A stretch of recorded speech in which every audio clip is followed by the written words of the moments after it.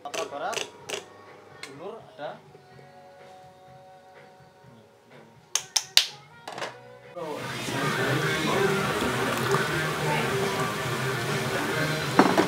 Untuk videonya itu waktu ini video ya biasa semuanya. Sabata, ini Sabata, dulu Sabata.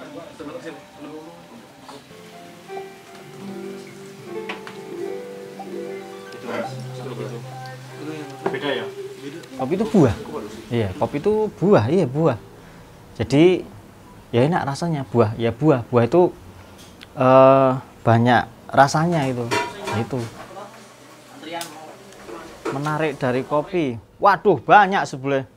Kopi kan hasil kolektif loh. Kopi itu bukan kayak apa ya. Emang kopi itu kolektif loh. Jadi hasil dari sebuah kerjasama dari petani yang nanam, terus yang ngeproses juga. Nah, nanti ada juga prosesor. Nah, setelah prosesor nanti pindah lagi ke roaster. Roaster itu yang tukang goreng kopi. Nah, baru udah ada ke warung, jadi nanti barista gitu. Jadi kopi itu hasil kolektif, hasil kerjasama. Kopi itu ya makanan, ada jenis-jenis makanan, artinya minuman suatu yang dikonsumsi. Makanan itu, dan kopi ini termasuk jenis makanan atau minuman stimulan. Jadi ya macam-macam, ada asam, ada manis, dan nggak pahit itu, dan buah itu nggak pahit gitu loh. Itu, nah kebanyakan orang mungkin karena menganggapnya bukan buah ya, mungkin ya karena dia punya susu, punya gula ya, akhirnya gorengnya juga nggak kayak kita, jadi gorengnya lebih gosong. Kenapa? Terus akhirnya campur susu, gula gitu. Nah di tempat kita kan nggak, jadi kita pure kopi. Jadi ya kopi ini kayak gini ya, dia ya buah gitu. Kopi itu buah, Mbak, gitu. Kira-kira begitu. Nah, kata kopi sendiri itu kan berasal dari bahasa Arab, kohwah, kayak gitu. Kemudian berubah menjadi kafe itu dari Turki. Jadi ini sangat Arab sekali kayak gitu. Kopi ini kalau ini berasal dari sana. Nah, kemudian dia datang ke Jawa ataupun ke Indonesia, itu diperkenalkan oleh orang Belanda. Jadi kalau nanti pertanyaannya adalah apakah kopi diburu di Indonesia, itu agak sedikit tidak pas, karena kopi itu diperkenalkan oleh orang Belanda untuk ditanam di sini. Karena awalnya mereka orang Eropa mencoba menanam sendiri di sana, tidak jalan, tidak tumbuh, karena kopi itu memang butuh sinar matahari yang cukup, kemudian memang dingin, tetapi bukan dingin ekstrim seperti di Eropa, jadi harus di daerah-daerah tropis kayak gitu. Ciri kopi Indonesia ya, ada tiga jenis kopi yang besar di dunia. Yang pertama itu kopi Robusta, kopi Arabica, dengan kopi Excelsa. Nah, di Indonesia itu yang banyak kopi Robusta, karena ini kopi dengan di wilayah dataran ketinggian sedang ya. Kopi Arabica itu di Indonesia tidak begitu banyak, karena tidak banyak daerah pegunungan tinggi untuk tanam kopi. Nah, kopi Robusta Indonesia itu ciri rasanya itu gurih. Ini mungkin berhubungan dengan kandungan mineral dan kesuburan tanah di Indonesia.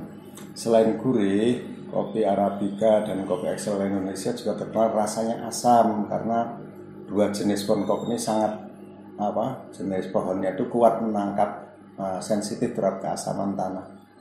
Jadi ciri kopi Indonesia itu dirasanya, yang Robusta rasanya gurih, yang Arabica itu rasa fruitinya, asamnya cukup kuat.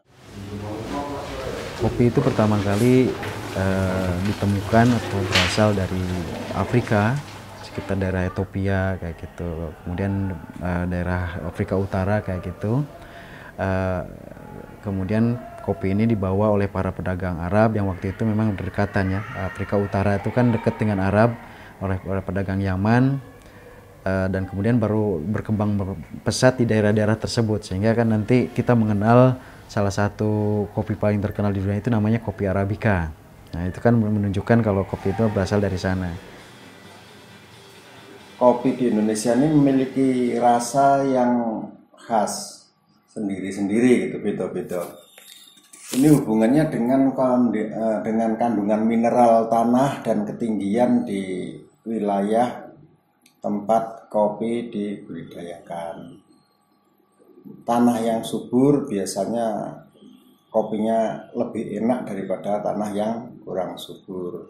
Nah, di Indonesia nyaris semua wilayah kopi itu subur. Tetapi perbedaan satu wilayah dengan wilayah lain adalah kandungan struktur mineral tanahnya.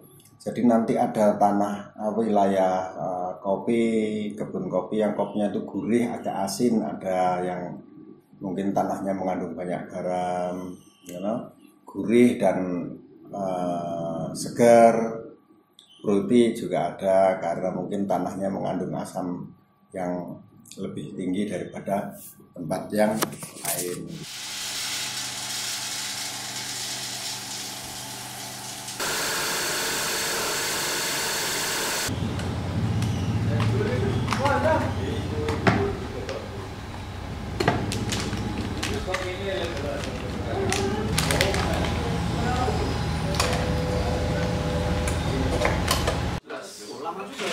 Iya, jadi semua jenis komoditi, terutama yang dikonsumsi itu bisa jadi alat diplomasi. Kita bayangkan misalnya ya, dalam pertemuan dua negara, kepala negara, misalnya makan malam atau jamuan apapun, tanpa ada kopi itu akan hambar, ya kan kayak gitu. Tapi juga sebagai komoditi itu sendiri, kan itu bisa menjadi komoditi, bisa jadi gula yang dipromosikan. Jadi alasan misalnya seorang pemimpin sebuah negara datang ke negara lain itu bisa jadi untuk membicarakan kopi itu sendiri. Saking pentingnya kopi itu sebagai komoditas, misalnya seperti itu. Kopi ini termasuk tanaman yang sangat kuat dan mudah tumbuh. Jadi bijinya jatuh ke tanah, dia akan tumbuh. Tidak diberi pupuk, dia juga bisa hidup. Tetapi kalau petani menginginkan kopi ini memberikan hasil yang baik, harus dirawat, harus diberi pupuk, dirawat, dipangkas, dan dipanen secara teratur.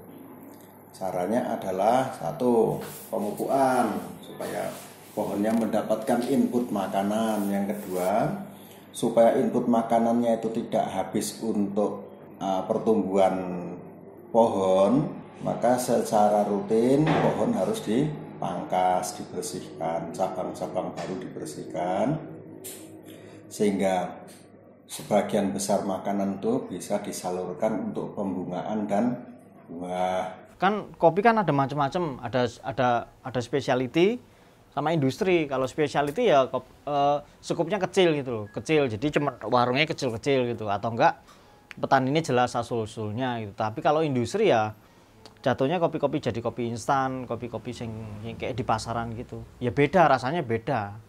Jelas beda, dan pangsa pasarnya juga beda. Nah, kopi specialty yang kayak gini pasarnya lebih kecil gitu dibandingkan kopi sing industri yang lebih gede. Kalau kopi industri kan ya beda toh, petiknya juga beda, memprosesnya beda. Nek specialty ya beda banget. Petiknya satu-satu diproses, diperhitungkan banget gitu. Hasil akhirnya rasanya beda banget gitu.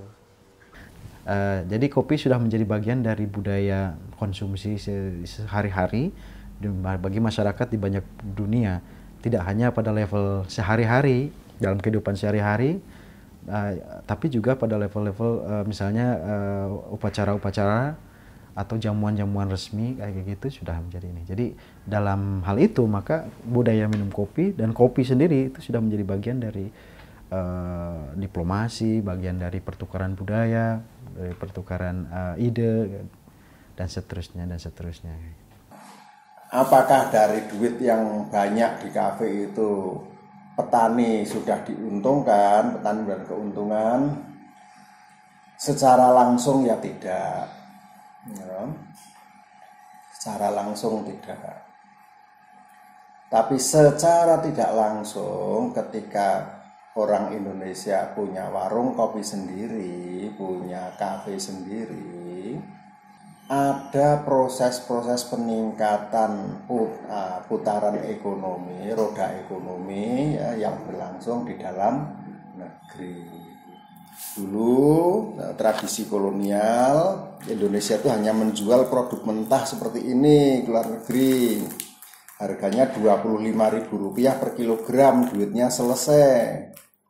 Peningkatan harga, peningkatan nilai tambah dari Rp25.000 menjadi tadi Rp300.000 itu terjadi di negeri lain.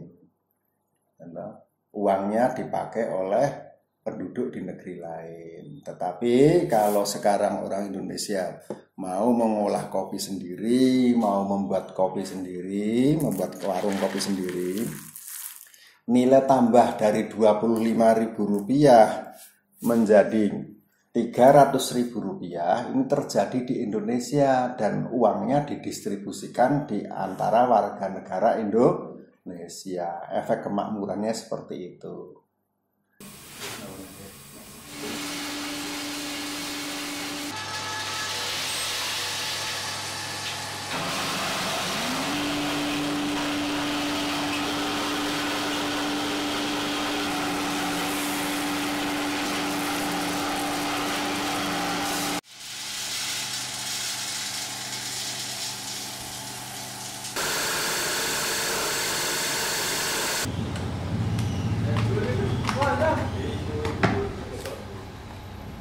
Minum kopi itu dengan gula atau tidak dengan gula, kalau menurut saya ya senang. Gula itu diperlukan bagi kami para pekerja sebagai salah satu sumber energi. Jadi kalau kami petani di desa, para pekerja dia sering minum kopi minta ditambah gula. Ada juga yang minta ditambah susu, jadi cappuccino atau kopi susu itu yang boleh. Tapi kalau kopi diminum tanpa gula pun, asal kopinya memang sudah enak, kopi yang murni, tidak dicampur beras, tidak dicampur jagung, tidak dicampur macam-macam, itu sudah enak kopinya. Tidak usah dikasih gula pun gak enak. Itu rasa kopi betul. Pahitnya pahit kafein, itu enak sudah. Jadi jangan ada gula di antara kita, udah gitu.